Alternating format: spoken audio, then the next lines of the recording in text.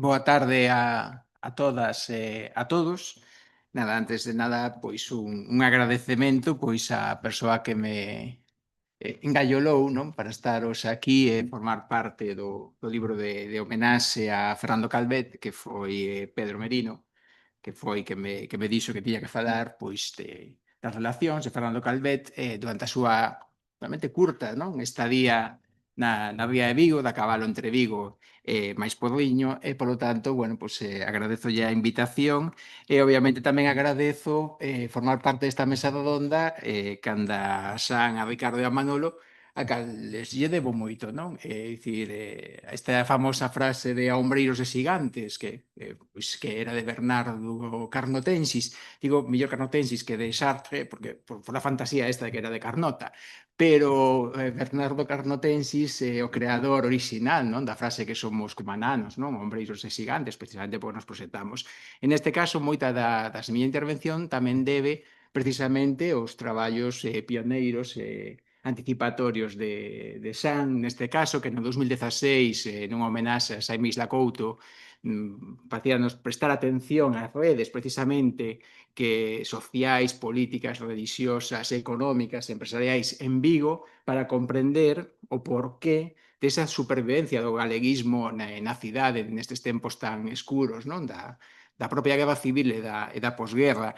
E, obviamente, eu fome construindo tamén pois, coas biografías de Ovella, coas biografías de Peinador e coas investigacións de Ricardo que me foron abrindo os fíos, non, para ir establecendo as conexións e, ao mesmo tempo, pois, este tecido de complicidades que se ampliou co discurso de Manolo, dedicado ás orixes de Celtia e que permitiu completar, a máis, con ese traballo tan polo miúdo que fixeches no registro mercantil que nos permite reconstituir, non? Esa parte quizáis a veces non tan transparente, porque non temos unha historia de Celtia, non temos, por lo tanto, esa parte non tan transparente de como se foi reconfigurando pois as alianzas e o tecido social, no, das diferentes empresas e que nos dan unha medida tamén de quen participaba, con que participaba e como xurdían incluso ventas de oportunidades para familias inéditas, non, no ámbito empresarial, como neste caso, como me centrei, a familia Isla Couto.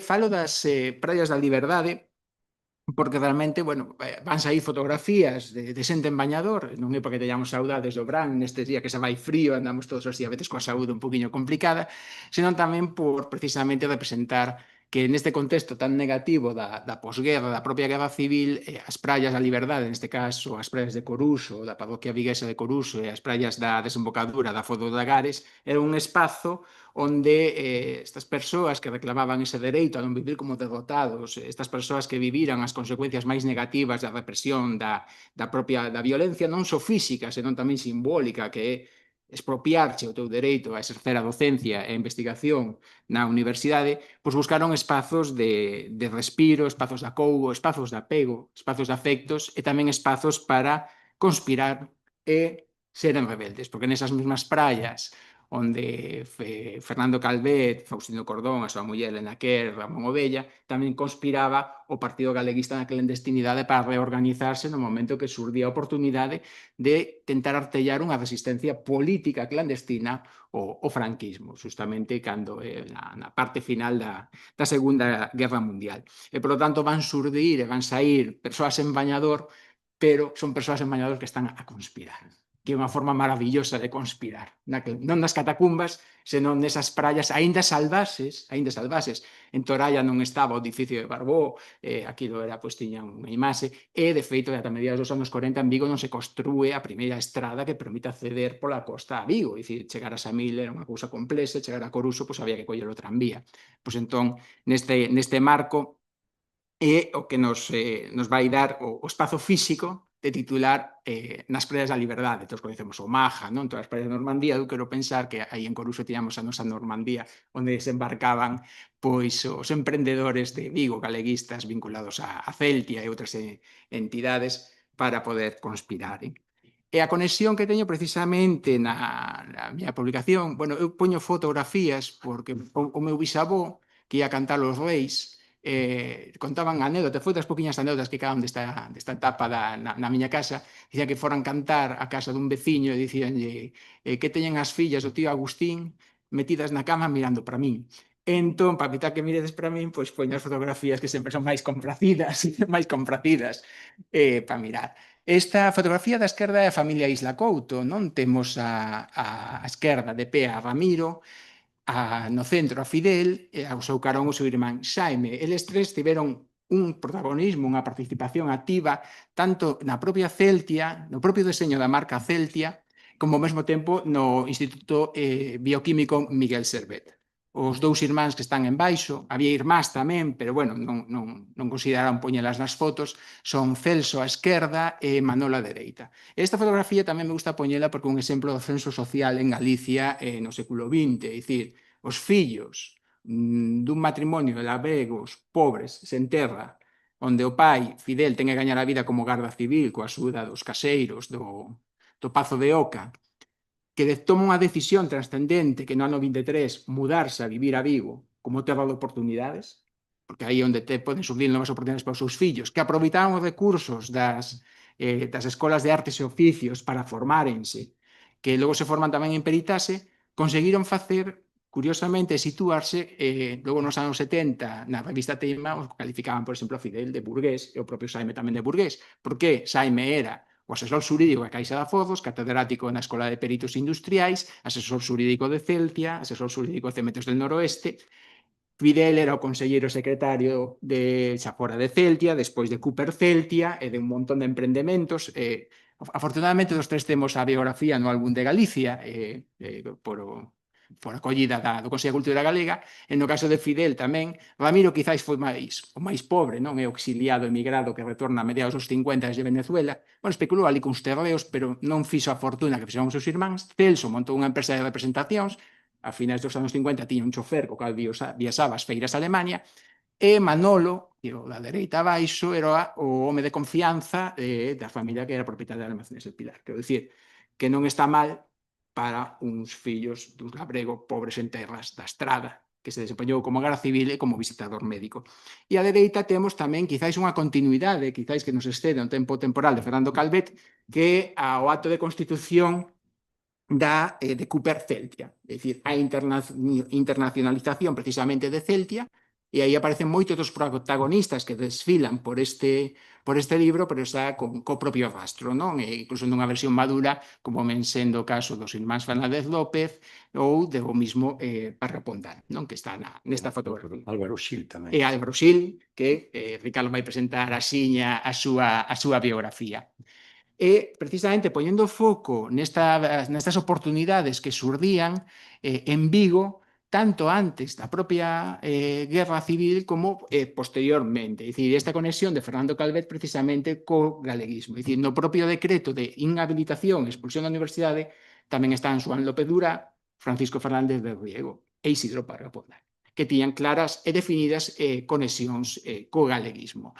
Na foto da esquerda, que é o primeiro mitin das Arengas do 25 de xullo de 1934, coincide esta dimensión tamén empresarial e de moitos dos que tamén logo van desfilar nesta dimensión empresarial e emprendedora. No centro, debaixo da bandeira, pasa que estou apuntando co puntiño láser, pero non se mira, se dilúe. E aparece Enrique Peinador, o seu carón aparece un xovencísimo Ramón Piñeiro, un pouquiño a carón da bandeira está Valentín Paz Andrade, a carón de Enrique Peinador está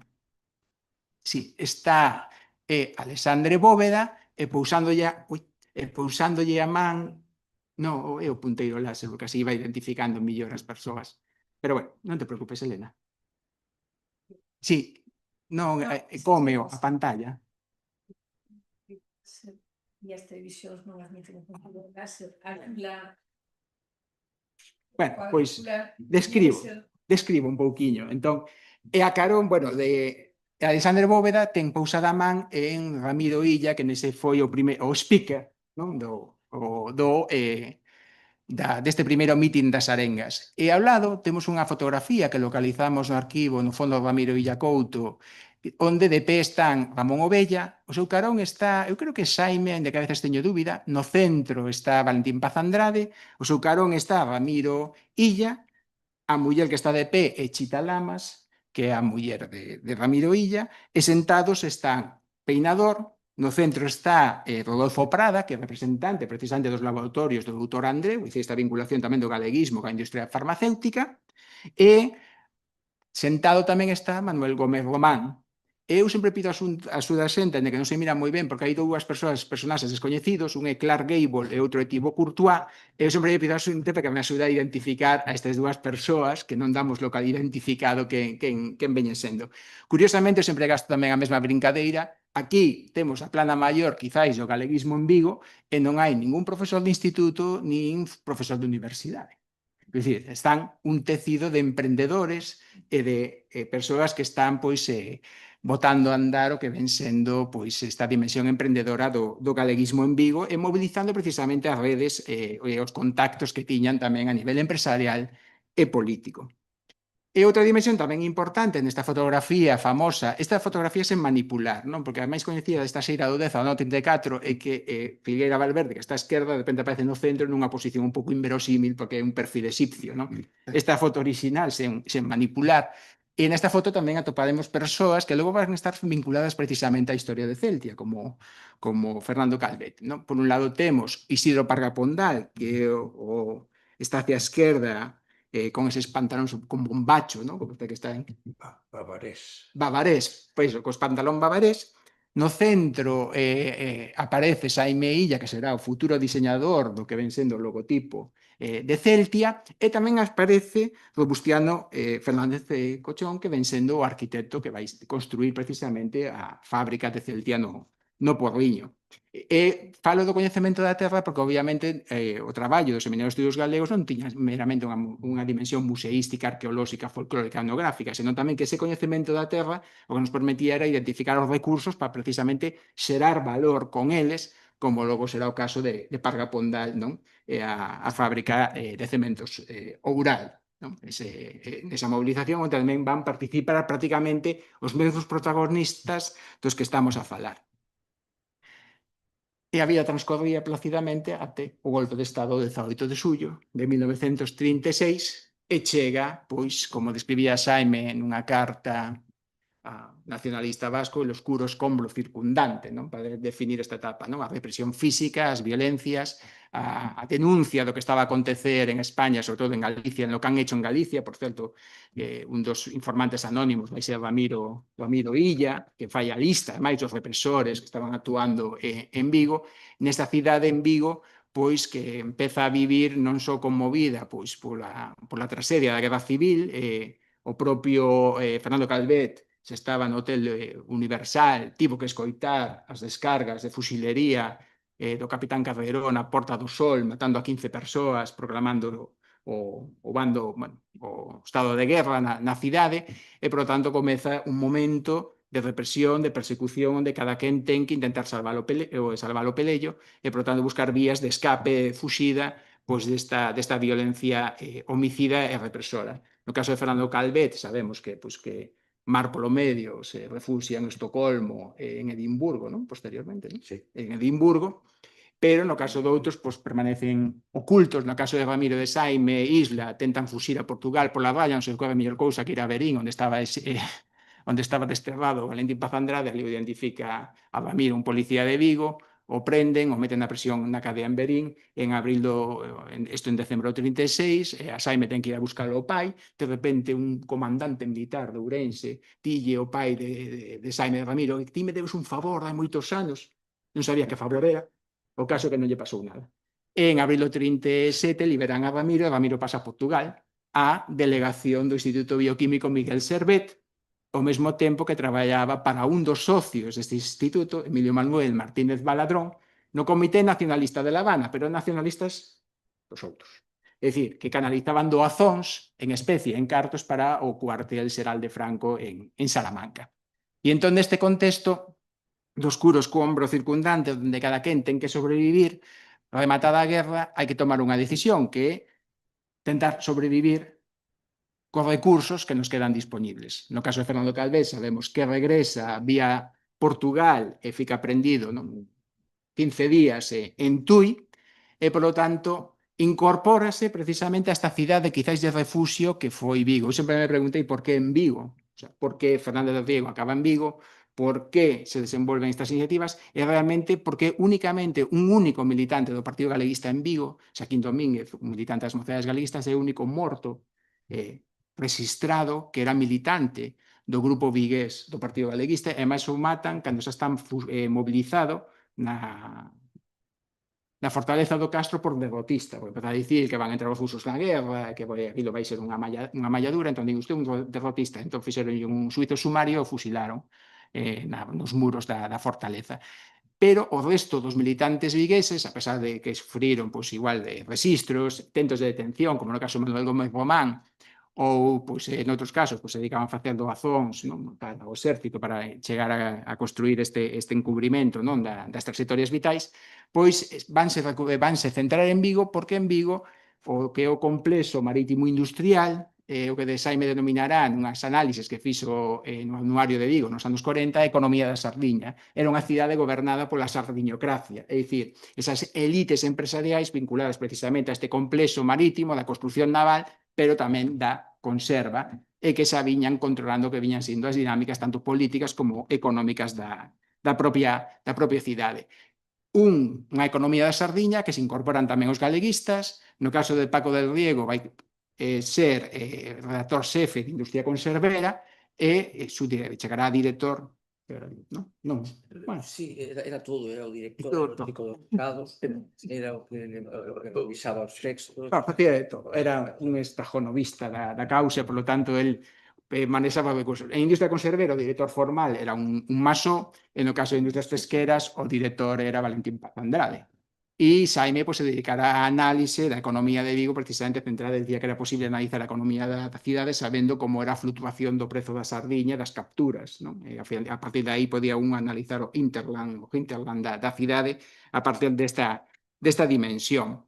E precisamente vinculado a esta dimensión empresarial é cando xorde o Instituto Bioquímico Miguel Servet e Celtia.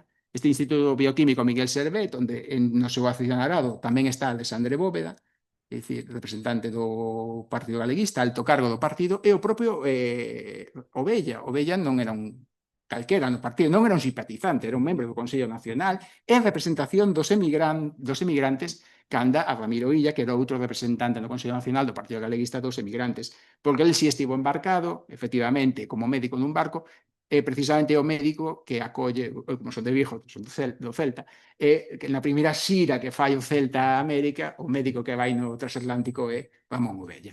Bueno, é unha anécdota deportiva, que, por certo, Ramiro, desde Argentina, describe o seu irmán Saime, que era moi do Celta, e dile que chaiñas somos do Celta, que perdón aquí 8-0, non valen pa nada, o sea, veñan, ten que aprender o fútbol en Sudamérica. Bueno, despois destas anécdotas futboleiras, pois no Instituto Bioquímico Miguel Servet, créase, pois no 36, precisamente, e o pouquiño tempo xa se incorpora Fidel Isla Couto porque provén do que ven sendo a Casa Busquets Hermanos, que acababan de decomisar. O xerente, que era Alfonso Busquets Salomó, un fillo máis novo dos irmáns Busquets, o internan no campo de concentración de San Simón, aí estaría, pois, supoño que con Álvaro Gil, que tamén estaba internado no campo de concentración, decomisan a Casa Busquets e, por tanto, Fidel Isla se incorpora como xefe comercial do Miguel Servet.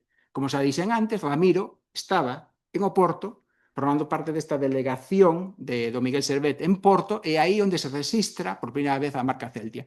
Ramiro, que fora emigrante de Bos Aires para gañar a vida, tivo que facer de todo, entón tamén facía carrés de publicidade, nunha casa italiana, pois sabía falar italiano, e entón fixo ese cornello de centeo coa esta letra Frankfurt que puña Celtia con Z, porque precisamente é unha cuestión da pronunciación á portuguesa, para que soase Celtia en portugués, e debaixo pon Portugal, porque é unha marca para a exportación do cornello de centeo. E aí tamén facían un traballo, porque axudaban a fuxir a xente que cruzaba a raya. Entón, tiñan uns códigos, precisamente, con Rodolfo Prada, que era carqueixa. Cando dicía, mándame 14 kilos de carqueixa, era, temos 14 fuxidos escondidos na serra, na raya, mándanos axuda para conseguir os pasaxes para marchar para América desde Portugal.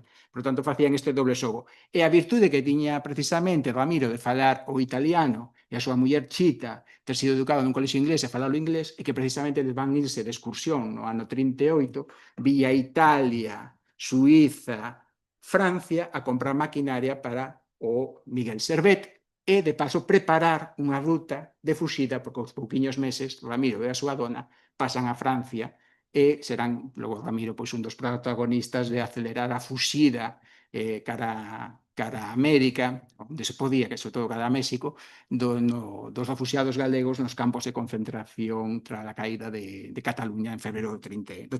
Entón facíanlle como o doble xogo. Por un lado, lle mandaban o cuartel xeral de Franco do Azóns e Tabaco, e ao mesmo tempo axudaban a fuxir en cuanto se encontran con... Ai, que me... Cartos. Que? E cartos. E cartos. Cantidade de cartos que van directamente ás arcas del caudillo. Pasar de Home, Baladrón vai sendo o responsable da sección de donativos del generalísimo, o sea, un dos responsables de gestionar a fortuna personal que fixo o dictador a costa da economía de guerra, non? Esta é a cuestión. E a outra vinculación que vai ter tamén a familia, aparte de ser Xaime o asesor xurídico de Celtia, vai ser precisamente o deseño do que logo sería a marca máis coñecida de Celtia, no que este Trístele transformado e que provén precisamente dunha adaptación do Trístele dos Ultrellas, deses agrupamentos juvenís galeguistas fundados polo catedrático de Noia, Álvaro das Casas, e aí conservamos no arquivo da Fundación as diferentes versións e evolucións dun posible logotipo de Celtia que vai demorar precisamente finalmente neste logotipo, que conserva a letra gótica da marca portuguesa, pero lle incorporan o Trístele como sinal de identidade, non? E para que metemos as evidencias, pois aí temos unha carta que lle mandaba a Ramiro, o seu irmán Xaime, que estaba mobilizado como combatente cristián católico e convencido, neste caso non era un soldado forzoso, senón que marchou, ten un momento de conversión católica na defensa da civilización católica, e, por tanto, esta carta que lle envía desde Porto, precisamente, co membrete de Martínez Baladrón e a Comité de Nacionalista de La Habana, o carné de refugiado español de refugiado en Francia de Ramiro Illa, el podía estar en París, por iso podía gestionar a canalización dos axudas, e á dereita temos unha fotografía do matrimonio de Blanca Serrats, dunha familia da conserva, dos Serrats e de Fidel Isla, que ven sendo pois, o irmán de Xaime, que pasaría a ser o conselleiro secretario de Celtia. E a Deus rogando e conspirando, porque outra cousa importante na cidade, aparte da movilización dos tecidos, dos Masó, Barreras, Curbera, etc., era precisamente as redes católicas. Xaime vai ser un home da acción católica, Xaime vai ser o herdeiro da asesoría xurídica da Caixa de Aforros de Vigo, do abogado exalcalde entre o 23 e o 27, Adolfo Gregorio Espino, que ademais era un dos dirixentes da acción católica en Vigo. Xaime herdará o seu despacho de abogados e, por lo tanto, tamén será o asesor xurídico, por exemplo, dos pequenos fabricantes de conserva, da agrupación de madeireiros, e Xaime tamén era un activo dirixente da Asociación de Antigos Alumnos Salesianos. E, curiosamente, neste dado rogando e conspirando, nun momento dado, o 22 de xullo de 1945, se constitúe en Vigo un apostolado benéfico e social, promovido por a Organización Católica, onde estaban integrados as familias que dominaban a cidade, pois o Albo, Alonso Cuenca, Eugenio Fradique, Juan Boronat, Pérez Llorente, Alfa Geme, Barberas Masó, Moisés Álvarez, máis Masós, e o secretario era Xaime. O sea, o rapaz de a bordo era este rapaciño que se incorpora como home de confianza de todo este tecido empresarial e político da cidade. Poño este caso porque o día antes se celebraba unha asamblea clandestina, precisamente nunha das praias de Coruso, onde se reconstituía o comité de dirección do Partido Galeguista, onde Ramón Piñero nomeado secretario político e Xaime secretario de organización do partido. Secretario técnico do partido. E, polo tanto, van esconder o arquivo clandestino do Partido Galeguista no apostolado benéfico social de Vigo. Entón, facíanlle tamén pois, o doble xogo, había que mobilizar os recursos. E xa para ir rematando, precisamente, nos espacios de sociabilidade da cidade destacaba o Café Derbi e outras tertulias, pois todo o Café Derbi, que aparecen unhas caricaturas de Xaime Isla, onde aparecen pois, desde Plácido Castro, Valentín Paz Andrade, Celso Collazo, Laseiro, dicir, todo ese tecido da bohemia Eses artistas da fame que acudían a Vigo precisamente porque co negocio do wolframio había cartos a esgalla na propia cidade, e Saime utilizaba unha frase que leu na fronte nun libro de Karl Jaspers, A mente espiritual de nuestro tiempo. A frase aparece unha vez, que é a realización do fracaso, que había que realizarse no fracaso. Este exemplo, esta frase de Karl Jaspers, que era unha apelación á propia resiliencia e á propia resistencia.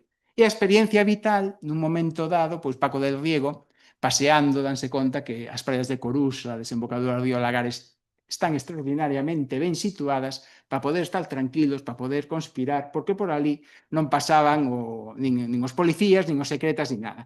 E aquí temos un tecido precisamente das persoas que participaban, a familia Álvarez Blázquez, Álvarez Cácamo, e o propio Fernando Calvet, nunha foto, hai un que teño que falar contigo, Ricardo, porque aparece moito nas fotos e non sei que me ensendo. En esa foto están Fernando Calvet, Plácido Castro, que falaba moi ben o inglés, era unha das grandes fortunas de Galicia, despois miras a menos tamén, estaba desterrado en Vigo, están Valentín Paz Andrade e Ramón Ovella, que decir, seguimos neste tecido empresarial vigués. Entón, nestas praias de Coruso Ceibe, as praias da Liberdade, tamén houbera unha experiencia de proto-hippies, non? De vida salvaxe, vida de primitivismo dos Fillos do Sol, que Paco del Riego di que tiña conexión tamén con Ovella e co propio Fernando Calvet, que se vinculaba con esta dimensión naturista, excursionista, montañeira, non? Que promovían, neste caso, Natalio Abad, que as fotos están na Diputación de Pontevedra, Natalio, que se poden consultar, son as fotos maravillosas, ver todo o depósito gráfico, incluído esta palacita na desembocadura do río Lagares con os Fillos do Sol, non miro... Natalio Abad. Sí, era Natalia Abad. E aquí, nas praias de Coruso, xa para ir rematando, pois en bañador, compartindo bañadores, pois mirad que compartían os bañadores. Era nudista. Era nudista. Eran naturistas, nudistas, pois con estas fotos incluso con acertos chiscadelas e surrealistas, pois aquí se foron construindo un dereito a non vivir como derrotados. Foron construindo o seu dereito a tentar loitar clandestinamente contra o franquismo, reactivando o Partido Galeguista, e seguiron durante moitos anos gozando das praias de Coruso, ata que agora se acaban de convertir nunha zona super mega pip rica da cidade, unha cousa imposible de vivir, pero aí estaban disfrutando e gozando dese dereito a non vivir como derrotados, e ainda que deixei de lado a Fernando Calvet formaba parte desta camada de galeguistas, conspiradores e rebeldes que collían o tranvía para no Brán poder gozar da liberdade. Moitas grazas.